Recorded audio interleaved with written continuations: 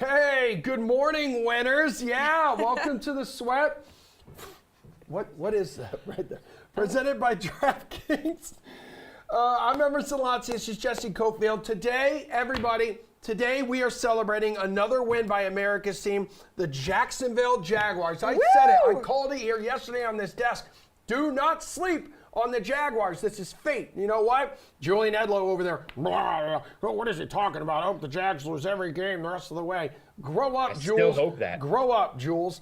Figure it out. Doug Peterson, Coach of the Year. Anyway, yeah, Jules and Jeff are here. We are doing more than that, though, all right? We got Monday Night Football. I'm feeling good today, bro. Showdown picks. We got best bets. MLB's postseason picture coming into focus. So we're going to talk about that. And a preview of this week's Sanderson Farms Championship. It's going to be cool. Dude, we're lamping, man. We're just chilling. Good victory Monday here. Yeah, it feels good. All right, so, yes, it's a tradition unlike any other. NFL hangover here on the sweat every Monday morning. So this is when we overreact to what we just witnessed on NFL Sunday. And I mean, like, game of the day, Bills, Dolphins, what went down?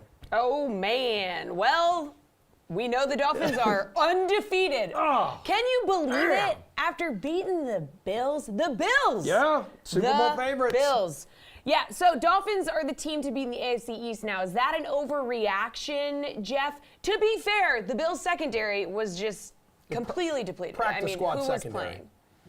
Yeah, it's an overreaction. I mean, luckily, What? it wasn't. We probably should put an asterisk by the game. It wasn't really the Bills. It was like the Bills, like 2A or something like that. You know, like no Poirier. Micah Hyde is out for the season. That's a long-term problem.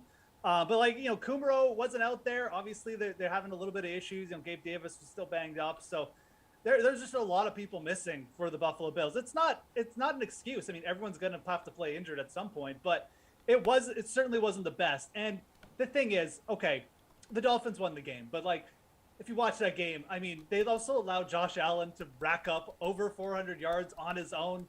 They needed a missed field goal. Like they just needed everything in that game to kind of break their way, and it did. But I don't know. It was far from like what you'd call a dominant win, where Miami's going out there and really just kind of being like, hey, we're the better team.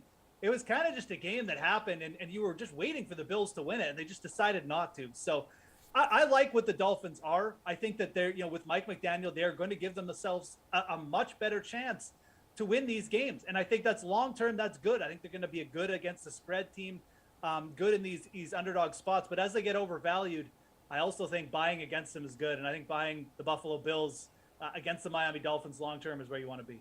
Julian, like the Bills ran 90 plays and the Dolphins only ran 39. I mean, they had their opportunity and Miami got it done with the little time that they had. Yeah, the Bills dominated this game. Miami essentially went for 40% of the yardage that Buffalo did. It was close to 500 to 200 in the yardage department. And like Jeff said, missed kicks, inability to get it into the end zone in the red zone, some fluky stuff.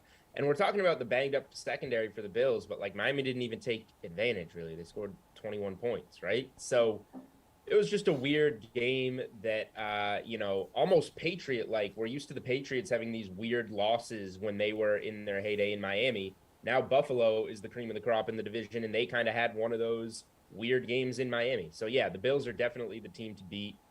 And I think we see that this week with the Bills road favorites in Baltimore against the Ravens, whereas Miami, the only team that is 3-0 straight up and 3-0 against the spread in the NFL, is an underdog on Thursday Night Football. All right, Jules, here closer to home in your backyard, we saw what Lamar Jackson and the Ravens just did to your Pats. So Jackson, what he has done through 3 games here is the stuff of legends. So he's the first player in the Super Bowl era to have 10 passing touchdowns and 100 rushing yards through 3 starts. Came off that dominating performance, another 4 touchdowns yesterday against the Pats. Lamar Jackson is the front runner for the NFL MVP. Is that an overreaction or not? Plus 700 currently on the DK Sportsbook, Jules. Yeah, I think it's a little bit of an overreaction. He's tied for third, obviously, at 700 with Mahomes. You got Hurts at plus 600 ahead of him. I would say Hurts is a little bit more of an overreaction to be that high. I would put Jackson above Hurts. Okay. And Josh Allen's still there at plus 300, even coming off the loss, because I think everybody is, particularly odds makers, are so confident that the Bills are going to be the best team in the NFL during the regular season, I would say.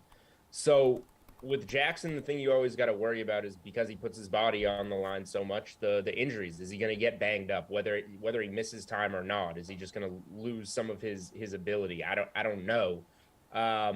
But I think putting him as the favorite would be a little bit of an overreaction for the season. I'm speaking. If we're given, most valuable player of the first 3 weeks, I guess the Bills losing to the Dolphins maybe puts Jackson in the conversation of being even at the moment. But I think that he's appropriately priced in terms of the season outlook. All right, Jeff, Jackson is the reason Baltimore has a high-powered offense and is an AFC contender right now. Yeah, I mean, that defense is, look, they just gave up like a monster game to Devontae Parker. Like, Devontae Parker was a ghost the first 2 weeks. Yep. This Ravens secondary, and I kind of, the only thing I disagree with what Jules said is that I think Lamar Jackson isn't appropriately priced. I actually think there's value there. If this Ravens team is going to do anything, it's because Lamar Jackson is just carrying them into the playoffs, which is basically what he's done through 3 weeks. So, I think that at like a plus 700, I would put him as the clear second favorite right now behind Josh Allen. Now it is dependent on the Ravens making the playoffs because I don't think he can get there if the Ravens don't make the playoffs. So it's kind of like, part in hand. Jalen Hurts, on the other hand, I think Philly's, I don't want to put them in for a playoff spot, but they're probably going to win that division. Let's be dead honest. So he is in a better spot from there, but I do think Lamar Jackson's upside here, it's pretty tremendous through 3 games. If he keeps up anything close to this kind of pace, it's going to be hard even for the voters to go to the Josh Allen side because no one will have this Baltimore team projected as a strong defense anymore. They're going to say, who really did? Like, the Bills are a good team all around. Lamar Jackson is carrying the Ravens into the playoffs. So it's a really interesting race right now. I do think it's kind of a 3-man race. Mahomes there obviously could always pick it up and get involved, but I really think it's Allen, Hurts, and Jackson. And I think that, getting on Jackson just because he's the biggest in the odds right now, there's a lot of validity to that. Like I said, I like the odds on him where he stands. Well, Allen and Jackson, Bills and the Ravens will collide this Sunday. And if you're the Ravens, just try to keep this game within 1 score because Bills, by the way, 0-7 in 1-score games since the start of last season. Not good. Not great, Bob. Good. You know what is great, though, Jesse? Okay, obviously I'm going to ask this question. So, overreaction or not, the Jags are the front runners in the AFC South. No way that's an overreaction. All right, so they have the second best odds right now at plus 225. Obviously, the Colts have the best odds. They just beat Kansas City, so that was pretty impressive. Jeff, what do we think? I think that this is probably not an overreaction. Yeah, the Jags are good. I'm out on the Titans. I think that the Colts are extremely lucky not to be 0-3 right now. The Chiefs basically handed them the game. You talk about weird things and special teams mistakes. The Chiefs were what were the Chiefs doing yesterday? Just special teams altogether. The Colts are not a good team. They don't have a good secondary. Juju Smith-Schuster again burned them. You've got to rely on the arm of Matt Ryan. They've dealt with some injury issues on both sides of the ball already. Jonathan Taylor looks like he's having trouble getting going. Maybe this team figures it out. Maybe Jonathan Taylor carries them the second half of the year. That is definitely a possibility for the Colts. But the Jaguars are a completely different team under Doug Peterson. Doug Peterson is the best coach in this division. Mm-hmm. He can outcoach Frank Wright in their matchups. I have no doubt about that. And he has put Trevor Lawrence in a spot where he's confident, where he's in a place to succeed. Can this defense hold up? That is going to be the question for the Jags. Yeah. I don't think they want to get in shootouts every week, but at plus 225, I would rather bet on them than take the Colts at minus anything. And I'm just out on the Titans. I just don't think the Titans have it this year. I mean, they're struggling to hold on to leads versus the Raiders. I think that defense is just a massive problem. Give me the Jags at plus 225. This division is going to be crazy. It's going to be up and down all year. It's going to be fun to watch, but the Jaguars, I think, are the team with Doug Peterson where you want to be. Dude, they haven't even been getting in shutouts either. Like, the defense has been absolutely smothering. They've held their last 2 opponents to an average of 5 points. Shut out the Colts, and then 10 points against, you know what, everyone hooting and hollering about the Chargers being a preseason Super Bowl favorite. Get out of here, dude. Boy. They're frauds. Everyone's a fraud in this division. Let's listen to Julian throw cold water on this. But Julian, to be fair, I likes the Texans at plus 2200. I mean, no. This is the most points the Jacksonville offense has scored in 2 years, right? Trevor Lawrence, he's throwing multiple scoring passes back-to-back games for the first time in his career. More. He's got 1 interception in 3 games. Julian, are they the real deal? Trevor Lawrence is the real deal, and they finally have a capable head coach with him. So Jacksonville is a decent team, a real NFL team now. In Emerson's points per game stat, 5 points per game that they're allowing, he conveniently left out the week 1 loss to the Commanders. I said last 2 weeks. I said last 2 weeks. If you listen, you want them to lose so bad. You don't even listen. Okay, Homer, let him answer. Well, I'm going to use the last 3 weeks, which is the full season outlook, if you don't mind. Which you're not afraid to use for the Colts. Look, what I agree with them, Jeff, is I'm down on the Titans for sure. The Titans stink. The Colts always seem to get off to these starts. I thought that they wouldn't this year. I don't know why I thought it would be different, but they did. They're bad in week 1. They're bad in Jacksonville. They're bad on the road in the division, and they took 2 L's. They're going to beat the Titans at home this weekend. The Jaguars are going to lose in Philadelphia, and things are probably going to start trending in the direction where they usually do. The Colts winning games and the Jaguars playing a little bit better, but being the Jags. The 6.5 win total seems very fair. They could definitely win 7 or 8 games. That's not going to be enough to win the division, I don't think. So yeah, give me Indy here. I think that they ultimately get there after what's become a typical start for them. All right. Dude, you are just, when the Jags go to Indy, no, you and I will bet on that game. I mean, whatever, dude. Expect the same result we saw in week 2. Right. Okay. So I'll give you Jacksonville minus 23.5 in that. Hey, game. Look, kids, stop fighting. I think where Julian makes a good point. If you're going to drop on the Jags, do it after next week because, look, they're playing the Eagles. Let's just give them the L. It's okay. They're still a young team, but I would stay off probably until next week as well. Don't throw a temper tantrum, Emerson. Just ask the next question. Just ask the next question. I am not. I do look forward to next weekend, the Doug Peterson revenge game. Okay, anywho, 3, 2, 1. So speaking of the Eagles are the best team in the NFC. Overreaction or no, Jules? I don't think it's that much of an overreaction because I don't know if anybody else is that good. I don't think the Eagles are that good. Like if they saw a Buffalo or a Kansas City or whoever in a Super Bowl, I'm going with the AFC team. But we just saw a pretty gross Bucs-Packers game yesterday with guys that we're used to seeing play deep into the playoffs in Rodgers and Brady. Those teams will get better, especially as Rodgers gets on the same page with his new pass catchers. Brady gets his injured/suspended pass catchers back. Like, there will be improvement throughout the course of the season. But I don't think the Rams are quite as good as they were on their Super Bowl run. The Niners, who were in the NFC Championship game against the Rams last season, looked awful last night in Denver. I just don't know where the other teams are in the NFC. So I think that the Eagles, who have definitely taken a step forward this year, are right in the mix with all those usual contenders in the NFC and have a chance to go to the Super Bowl against a team that, if we see one of the teams we should out of the AFC, I think will be favored. Jeff, what do you think here, man? I was just taking a gander at their schedule. Dude, it is incredibly lenient. Like, I think there's only a few chances here to really see how good they may be in 2022 before the playoffs roll around. Yeah, I mean, look, and Julian was over this too. Like, I think you put it out at minus 140 betting the Eagles after week 1 for the division. After week 1, that was the time. Yeah, and look, all of us were on the Eagles Super Bowl and division win here.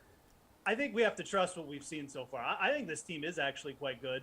And, outside of the Bills, I mean, I don't know. I wouldn't really be afraid to put them up against the AFC right now. This team has dominant shutdown corners on the edges. They've got a quarterback in Jalen Hurts who is nearly impossible to shut down just from the perspective of even if you take away one of his options, now he's got like A.J. Brown and Devontae Smith and Dallas Goedert. Just so much better with the ball this year. He looks like so much smarter decisions. I mean, I'm not going to put them as the best team in the NFL, but best team in the NFC through 3 weeks, absolutely they are. I expect one of San Francisco, Tampa Bay, and Green Bay to really get it together and really challenge the Eagles. There's no doubt. This isn't going to be a cakewalk or anything like that. They're not that good, but I think the Eagles will be there at the end. I think they're going to win their division. You mentioned the schedule. This is another reason why, like, going over on their win totals was just something we were talking about preseason. I almost, and you brought up the point, you almost wonder if at some point, like, this is just going to be can the Eagles stay focused? Yeah. Because they're not going to have that many challenging games. And if they stay injury free, it could just be one of those seasons where they wipe the floor, then they get to like a real playoff game. They're just not battle tested enough. So something to think about there. But yeah, the Eagles are the real deal. Love the team they put together. And yeah, I just love Jalen Hurts. So I think there's no overreaction to say they're the best team in the NFC right now. They've proven it. They took Kirk Cousins to the cleaners in a spot where a lot of people were kind of, begging, telling you to take the Vikings. And what else do you want them to do through 3 weeks? They've done everything they've asked. Yeah, because Detroit and Washington, like, wins against those teams don't feel like super impressive, but winning when you're supposed to is the name of the game. And that's they covered on the road. Like, they covered a touchdown on the road. I mean, like, what else do you want them to do in those spots? Yeah, they did exactly what you asked. I mean, they're a little loose against Detroit week 1, I guess, but like, that's week 1 and they still won on the road. I mean, it was a backdoor cover by Detroit. So good teams cover, and that's kind of what Philly's been doing. Yeah, because I was just going back to your like battle-tested point where like the Eagles did that a season ago. They won when they were supposed to, but they also lost every game they played against teams with a winning record. And we don't see too many of those on the schedule coming up. Yep. So they're doing what they need to do right now. All right, let's start with a fact. The Raiders are 0-3. Oh, why is Reed not here today? Oh man. Because the Raiders are now 0-3. Now a statement. Josh McDaniels is a fraud and will be one and done in Vegas. Overreaction, true or false? For the record, only one team that has started a season 0-3 since 2000 has gone on to make the playoffs. That was the 2018 Texans. And this roster, too. Yeah. Imagine being 0-3 with this roster. Devontae Adams, like, what are you guys doing? I don't know. But I will say the Raiders just had their defense just imploded. I mean, Jeff, what do we think? Is this just one and done for Josh McDaniels? His record as a head coach, not great. Coming back to Foxborough. Did you get that question from our group chat? It feels like Reed wrote that. My reaction to this is I really want to bet the Broncos next week, and I think I'm going to be piling on them after this show. There's nothing for the Raiders here why do you bring Devontae Adams in if you're Josh McDaniels, and then you're going to treat him just like he's like he's just some other not elite wide receiver one. I mean, I don't get what he's doing. He's trying to do some Patriot stuff here by mixing it in and being fancy and with the running backs as well. He did it with Josh Jacobs, and it's just not working. Like, you're not Bill Belichick, and I think that this idea that Josh McDaniels is some crazy offensive mind is just, it's getting blown up again. And like, their defense, obviously, I mean, I don't know if it stems from the head coach leadership or it just stems from bad play. I think it's a little bit of both. But when you can't hold a 20-point lead against the Arizona Cardinals without DeAndre Hopkins, there's something wrong at a fundamental level, whether it just be with the defense in general or just the leadership. So, yeah, the Raiders are a team I'm completely out on after 3 weeks. Do I think that Derek Carr is still a good quarterback? Yes, and that's why I think that the Raiders will still win some games and challenge and probably put up some nice weeks. I think we will see Devontae Adams and Derek Carr go off at some point, but like, for a win-loss record in this division, they've clearly separated themselves. They're not going to challenge for anything. I think you can pretty much write them off this year in terms of playoffs and that stuff.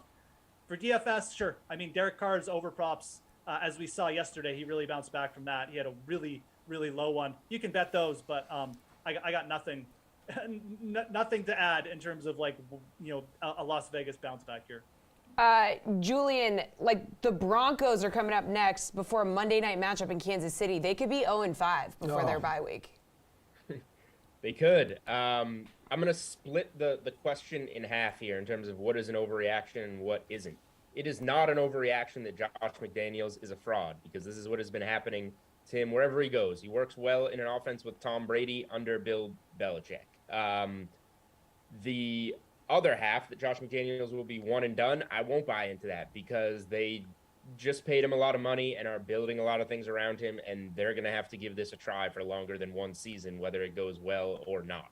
Out of the Raiders, you want to talk about a team that I dislike much more than the Jacksonville Jaguars. It is the Raiders. I've bet their win total under 2 years in a row, the last 2 years, and they get off to these fluky 3-0. Last year, they 2 overtime wins to this weird 3-0 start, and that in the end was the difference in not cashing the under.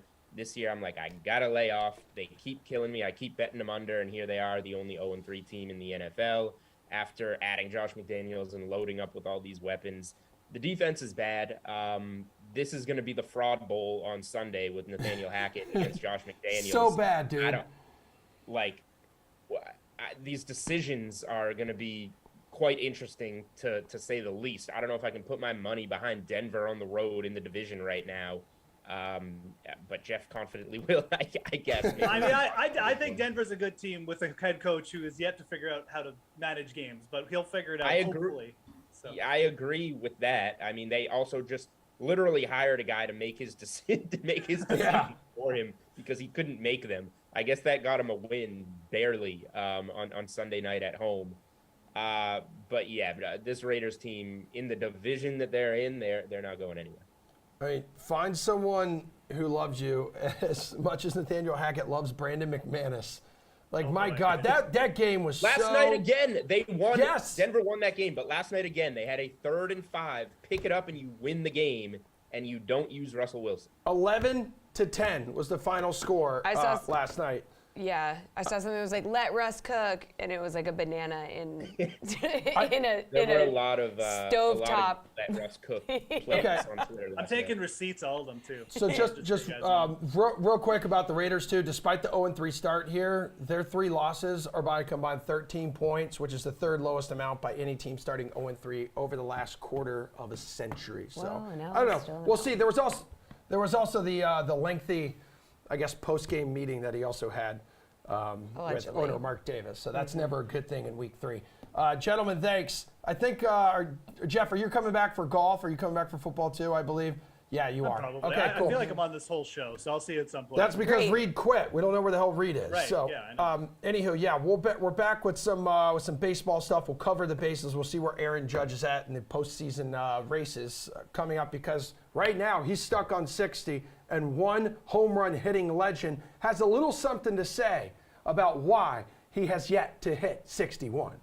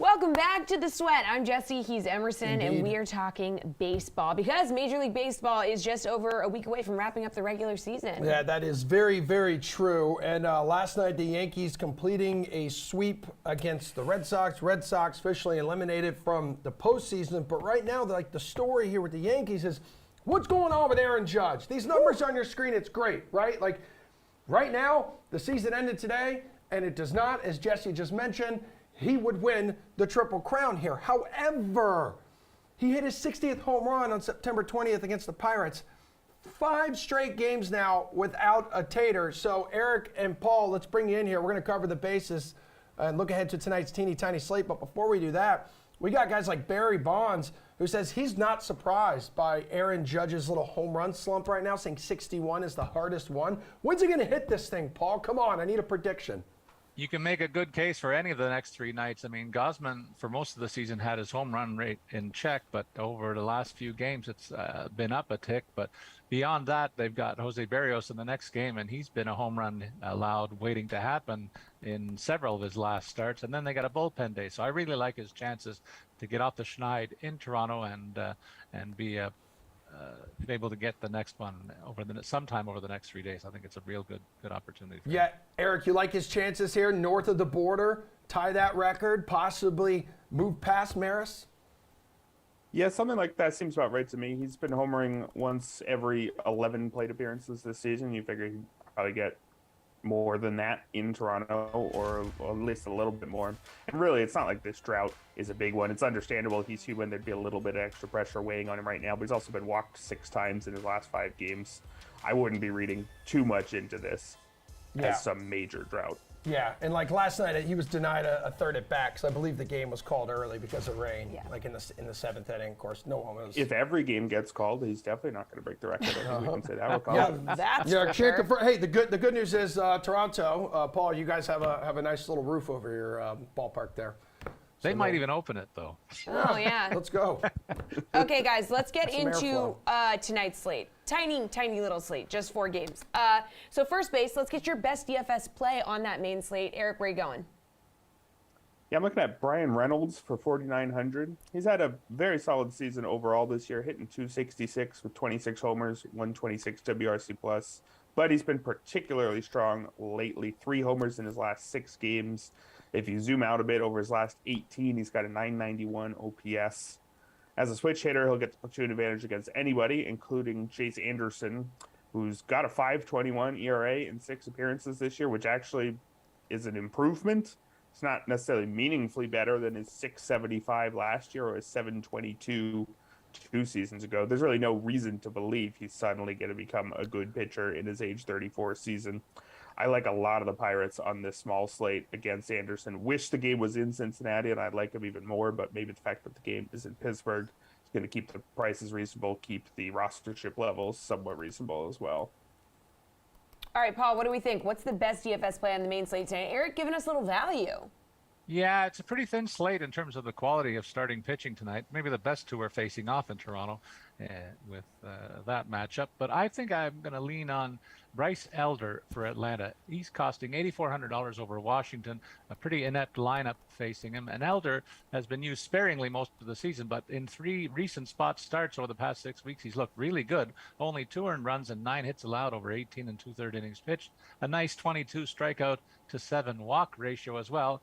The Braves' potent offense is also in play, facing Paulo Espino, who's winless in 7 decisions on the year and a 4.17 ERA. And I think the win probability is very high here for Elder, so that's why I'm leaning on him. Okay, you got any more value as we go to second base here, Eric?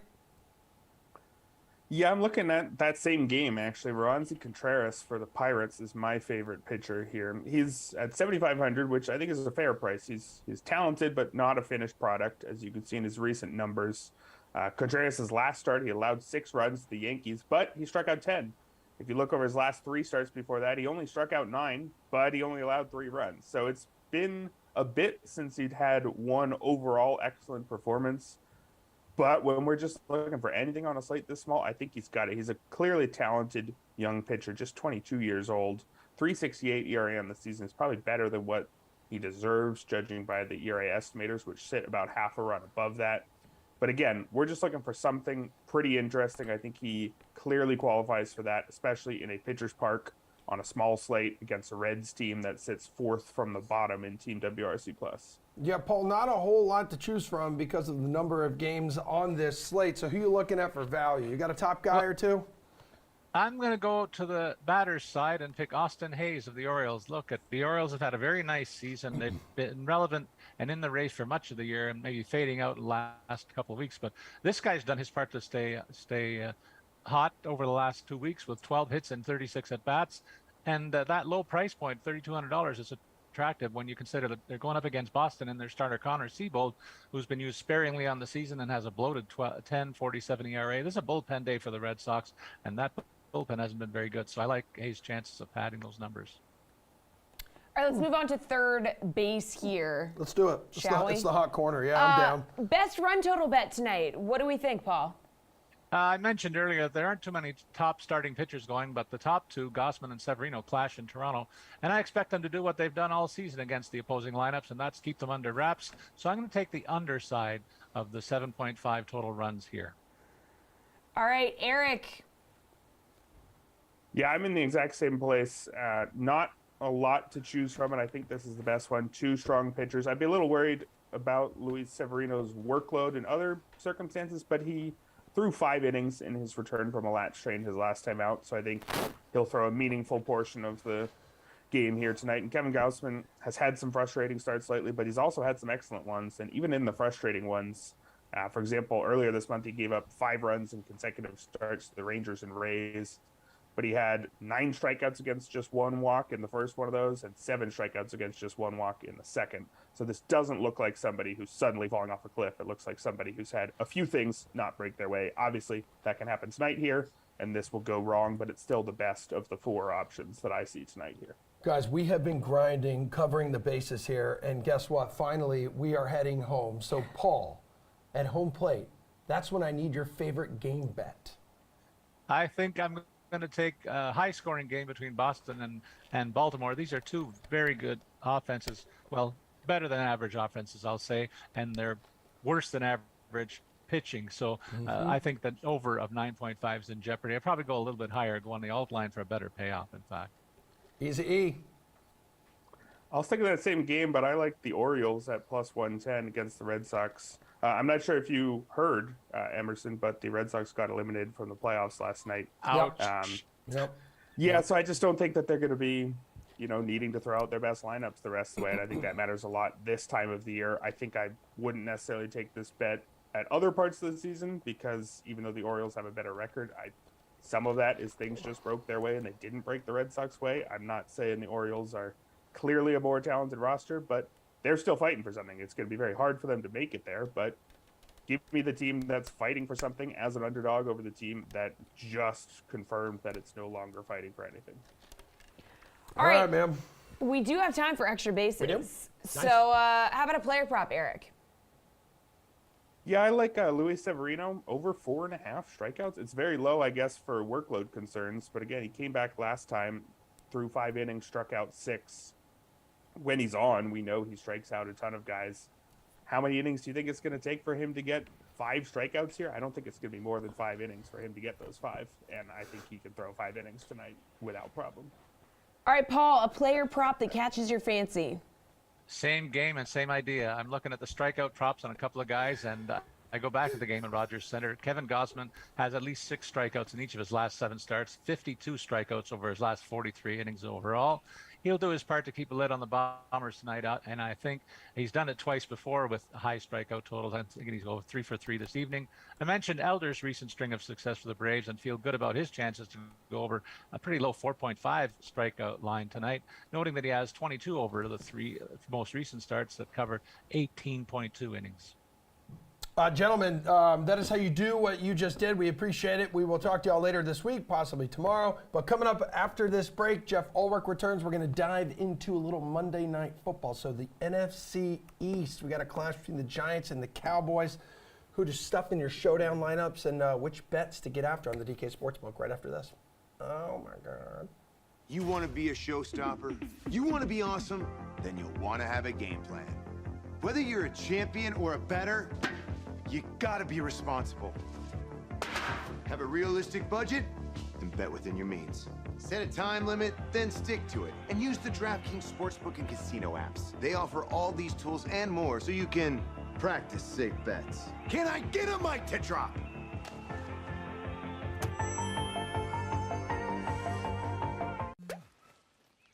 Hold up. DraftKings, you're telling me that you're boosting same-game parlays? Well, that's big time. Actually, big is big enough. We're going to need a new word. Jumbo-munganous. No, mas-tremendous. Gargantuloso. Ah, see? The pink duck gets it. DraftKings stepped up same-game parlays. Boost your winnings up to 100% for our biggest payouts ever. Action's so good, why bet NFL anywhere else? What'd you say, Carl? Baseball's dead? Nah. We've got pitchers hitting grand slams, a team playing a 4-man outfield, and the best crop of major league talent maybe ever. Baseball is alive and well, and it's about to get even better. Bet just $5 to get 100 in free bets instantly. Download the DraftKings Sportsbook app, sign up with the promo code, bet $5 to get 100 instantly, and get in on the action. Welcome back to the show. I'm Jesse. He's Emerson. We've got Jeff Ulrich back with us once again, our man, the myth, the legend, for Monday Night Showdown picks. So we're going to get your favorite plays for tonight's Cowboys-Giants matchup. Now, Jeff, we had you on our Sunday show, and you were leaning towards Saquon as your one and only choice for captain. Now, he is the most expensive. Are you sticking with that? I mean, the volume he's been seeing through the season's first 2 games does seem to back up the investment. 19.5 carries, 5.5 targets per contest, also playing a whopping 83.5% of the Giants' offensive snaps. That's a lot. Yeah, I mean, Saquon Barkley, the Giants have kind of revealed their hand, what they want to do. They want to not only make Saquon Barkley the centerpiece of this offense, but they seem to want to run the ball. They ran the ball when they were behind versus Carolina. Their defense has been pretty steady and allowed them to do that. And I do think that even if we are in a catch-up spot, where the Giants are behind, that you will just see Saquon's targets potentially even spike. I think that there's just a lot of potential long-term for Saquon Barkley in fantasy this year. I think that everyone projecting Christian McCaffrey for a big year, I think you may get the same kind of volume for Saquon Barkley, and people will kind of be regretting not taking him in the second round. But for this game specifically, it makes a lot of sense. I mean, Dallas has good shutdown corners on the outside. The Giants don't have any wide receivers anyways. Why wouldn't you work Saquon Barkley? He is definitely my captain's pick. I do think that, we need to talk about more than one player, and CeeDee Lamb on the other side. You can't ignore that volume. I think that there's a lot of variance with CeeDee Lamb with Cooper Rush at quarterback, but even with Michael Gallup back and Dalton Schultz being a thing, CeeDee Lamb is still the player who is most likely to get us 100 yards and a touchdown. I'm also not convinced that the Giants defense is necessarily as good as they've been through week 2, both of these defenses as well. So I think you could actually see a few more points here. And if you are going to go with like a secondary captain, to me, it would be CeeDee Lamb. The volume is there. Eventually the breakout will happen. And I'm not necessarily sold that the Giants are this shutdown team where an elite wide receiver one like Lamb can't go off. I mean, the Giants do not pass the ball. They're currently one of 5 teams with a pass rate below 50%. Yikes. Really? Yep. Okay, that's gross. So on that note, where is their value in this showdown, Jeffrey?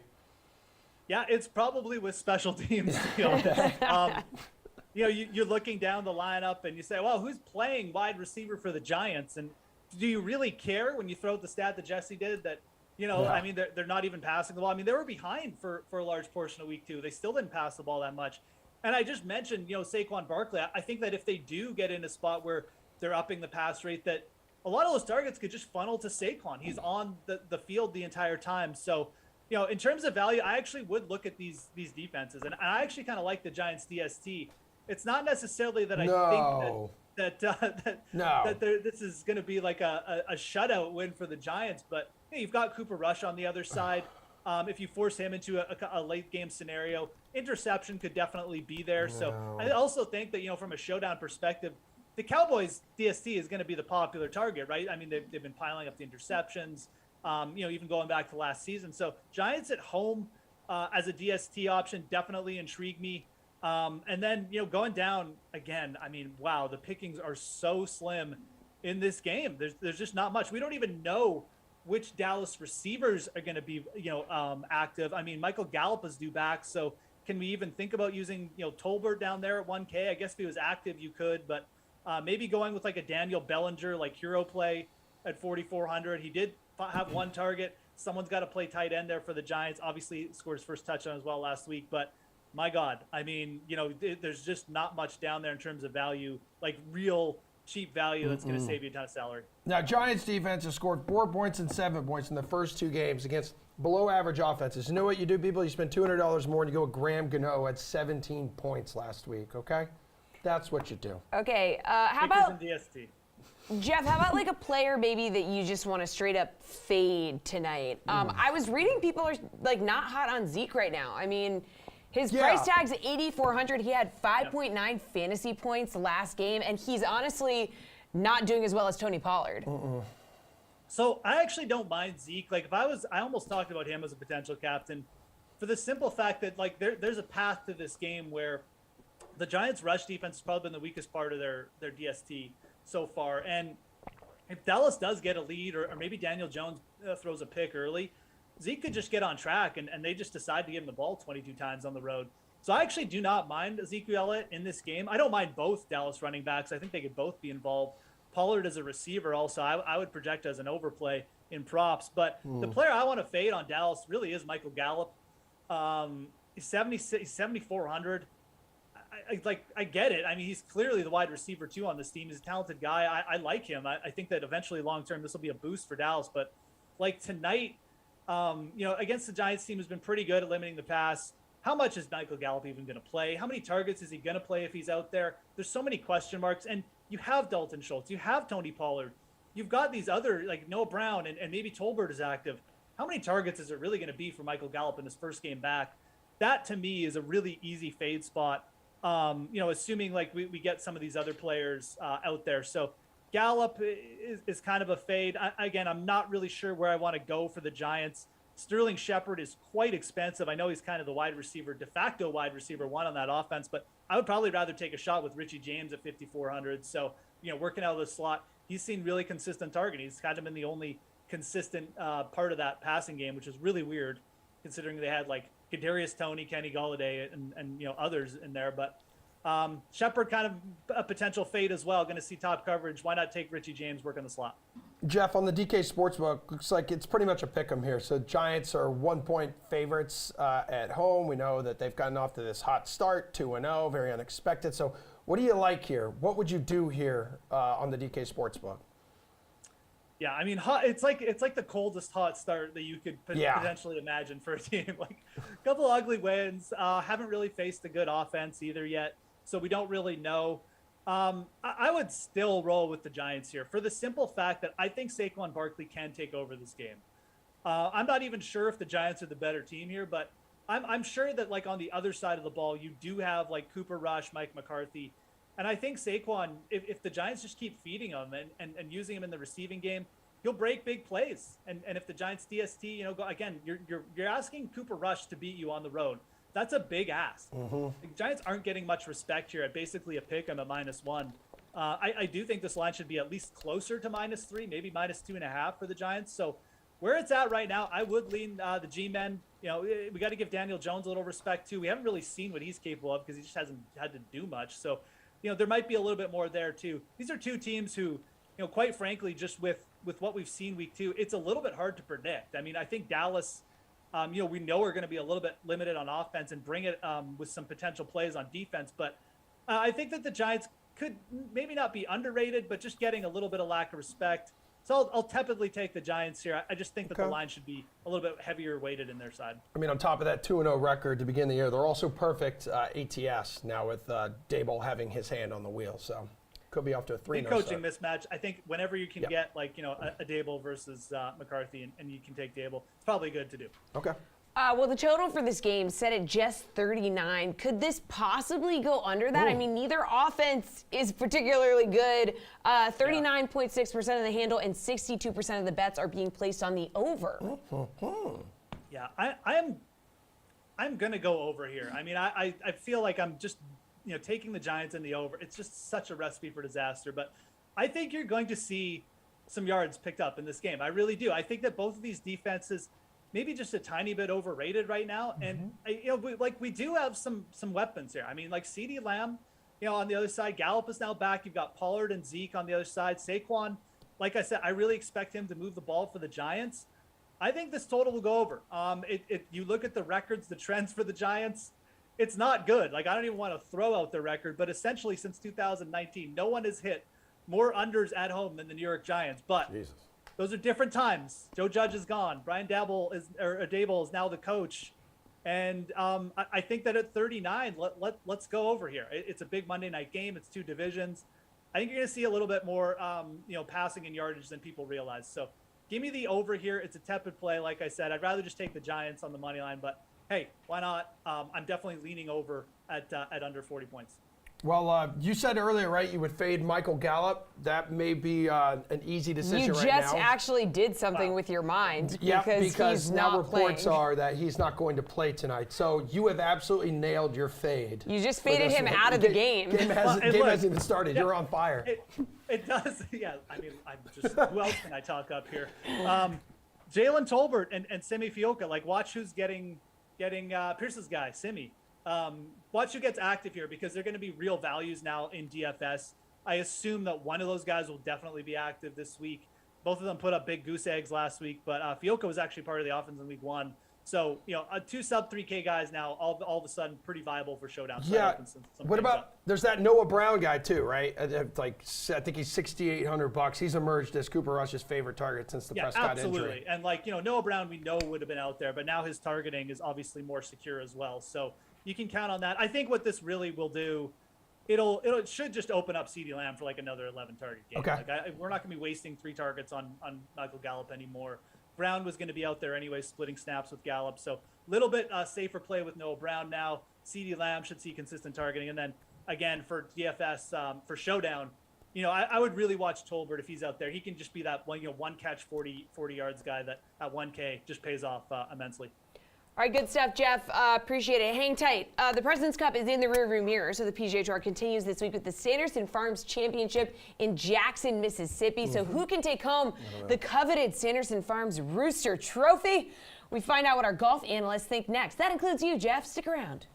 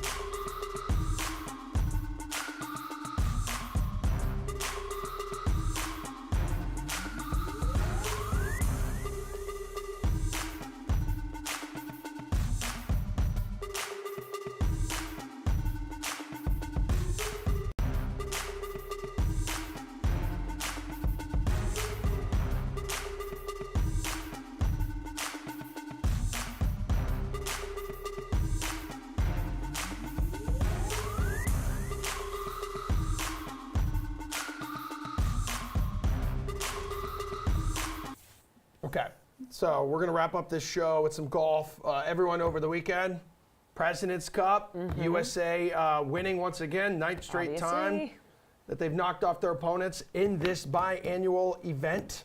But right now, Jeff Ulrich, Colin Sherwin, is Colin here? Yes, he certainly is. Oh, all right. Barely. You okay? What's wrong? Come on, we can turn this into a therapy session. Well, there's a very large hurricane headed right for my house right now. So, okay.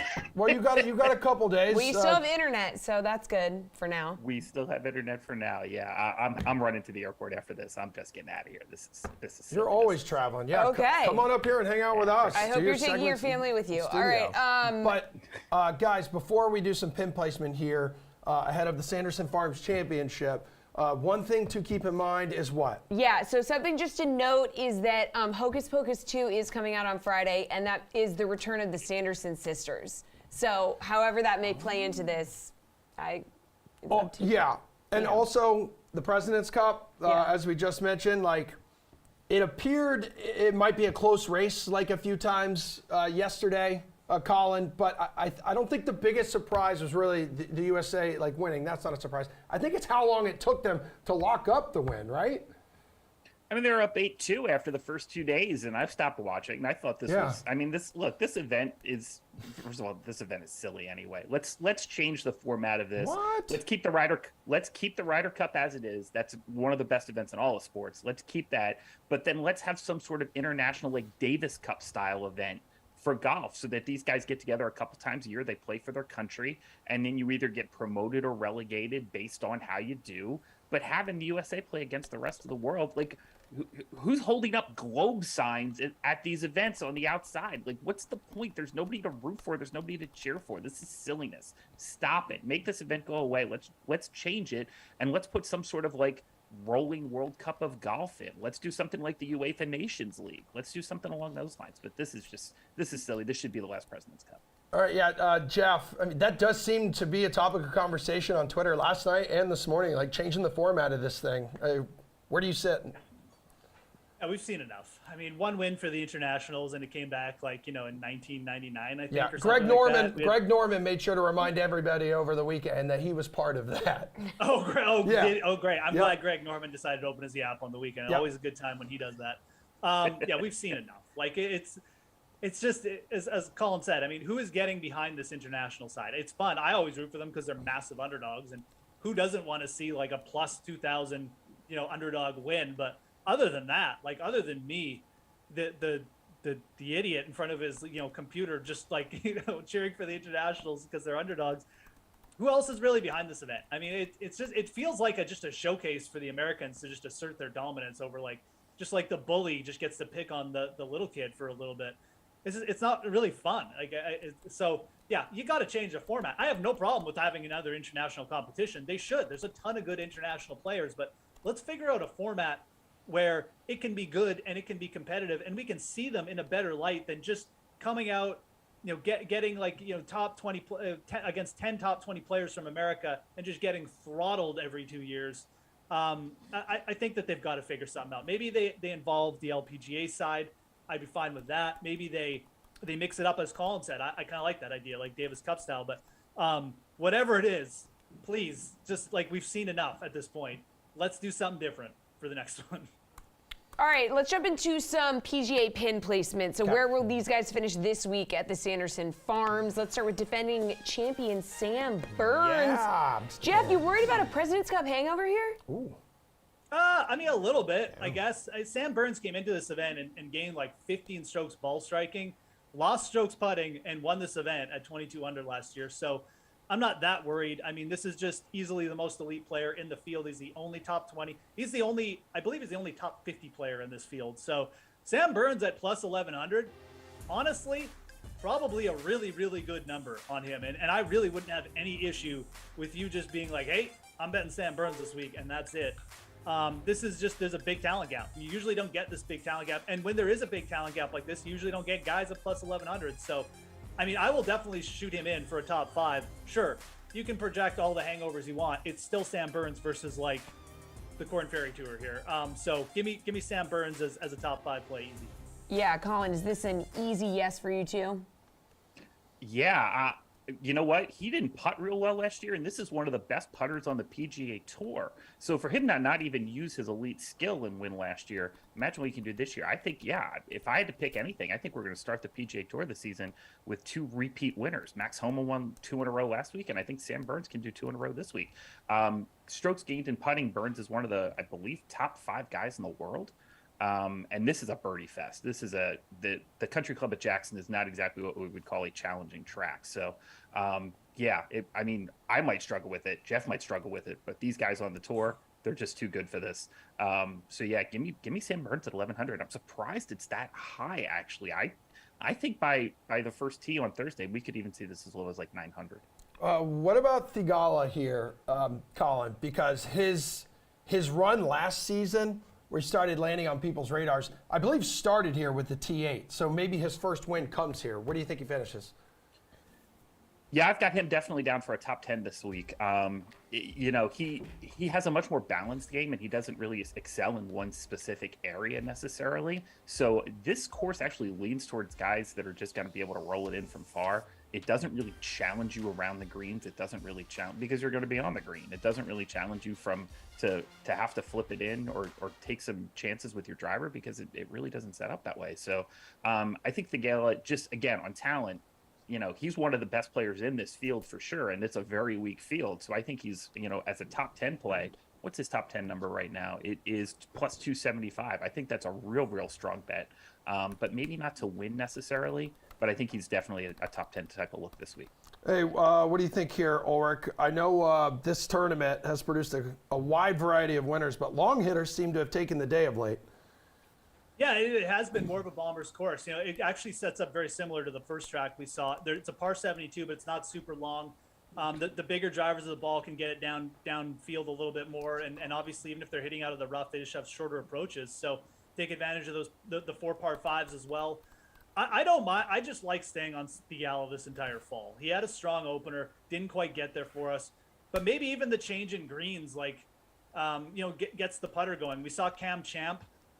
In 2000, I think it was 18, kind of just start off the season with a solid opener and then just come to Sanderson and just get the putter going. And I think Theegala could do the same. So I'll even take it a step further and say plus 500 or plus 2,000 for the outright, plus 500 for a top 5 or plus 2,000 for an outright. I'm fine taking that on him. I think I'd much rather bet him than Poston or McCarthy at shorter odds. So DeGala, just stay on him.